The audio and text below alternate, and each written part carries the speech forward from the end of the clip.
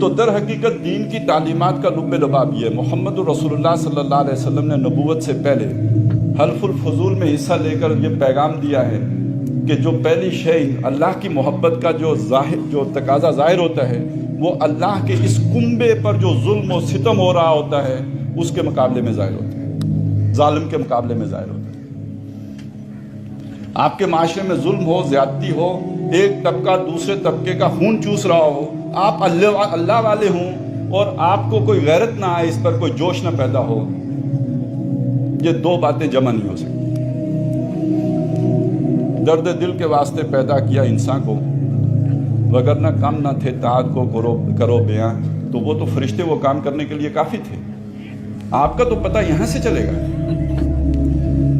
البتہ محمد رسول اللہ صلی اللہ علیہ وسلم کو جب رسالت پر کے مقام پر فائز کیا گیا تو اس سیرت کا مطالعہ یہ بتاتا ہے کہ حضور کی سمجھ میں یہ بات بالکل شروع میں آ گئی کہ یہ انفرادی سطح پر کوئی چھوٹی موٹی جماعتیں بنا کر ویلفیئر کا کام کرنا یہ غربت کو نہیں ختم کر سکتا۔ آپ 10 غریبوں کے پیٹ بھریں گے، یہ باطل نظام 50 نئے غریب پیدا کر دے گا۔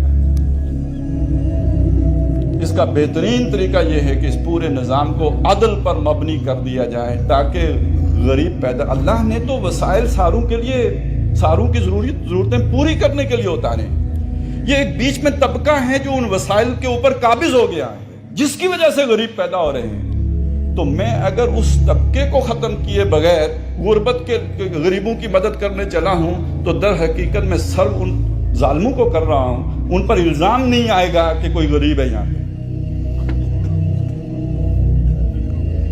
اور یہ سارے حالات دیکھ کر بھی کسی کے اندر کوئی حرکت نہ پیدا ہو، اس کے دل میں یہ خواہش انگڑائی نہ لے کہ میں اس نظام کو بدلنے کی جدوجہد کروں، تو سوائے افسوس کرنے کے کیا کیا جا سکتا ہے؟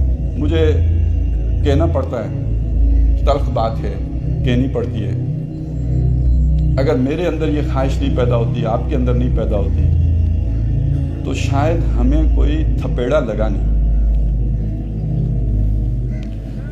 میرے گھر میں شاید میرے بچوں کی کل کی ضرورت ہے،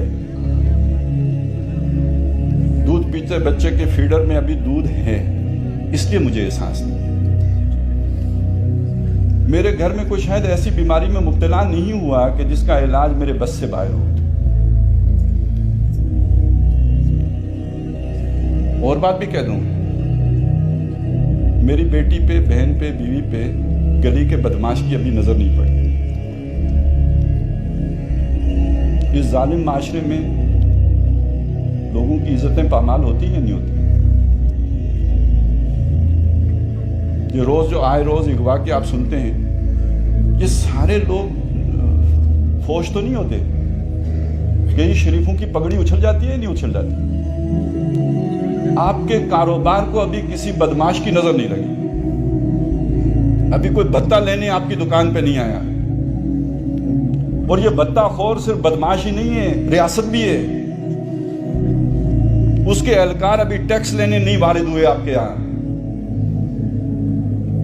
نہیں تو آپ کے دل میں بھی انقلاب کی آرزو پیدا ہو چکی ہوتی۔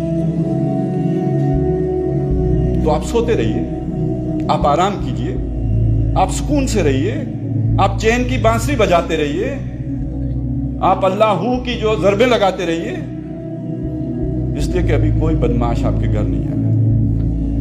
جب آ جائے گا یہ فرسٹریشن آپ کے یہاں بھی نظر آئے گی، جب آ جائے گا تو آپ کے اندر بھی خواہش انگڑائی دے گی، کوئی اللہ والا آئے اس نظام کو بدلے،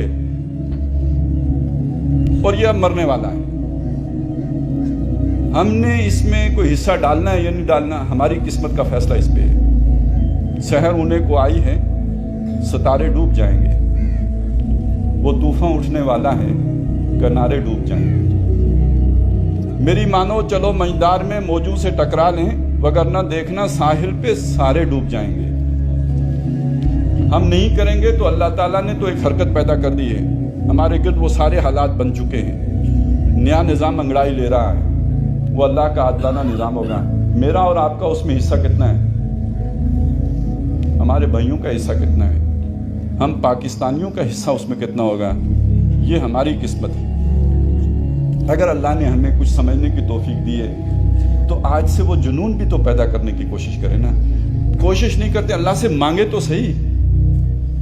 اللہ نے اگر توفیق دیا رات کو کھڑا ہو کے عبادت کرنے کی, تو اس میں مانگنے کی چیز کیا ہے پھر؟ میرے مولا مجھے صاحب جنوں کر. اقول قولی ھذا واستغفر اللہ لی ولکم ولسائر المسلمین.